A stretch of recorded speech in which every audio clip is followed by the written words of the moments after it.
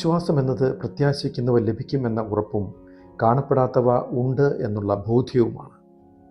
നമ്മുടെ കണ്ണുകൾ കൊണ്ട് കണ്ട് മാത്രം വിശ്വസിച്ചാൽ നമുക്ക് ഈ ലോകത്തിലും പരലോകത്തിലും ഒന്നും നേടാൻ സാധിക്കില്ല.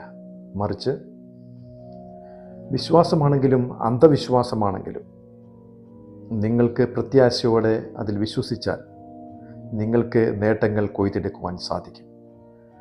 നേട്ടങ്ങൾ കൊയ്തവരുടെ ജീവിതങ്ങൾ പരിശോധിച്ചാൽ നമുക്കത് ദർശിക്കുവാൻ സാധിക്കും. എന്നാൽ പരലോക നേട്ടം നല്ല വിശ്വാസം കാത്തു സൂക്ഷിച്ചവർക്ക് മാത്രം.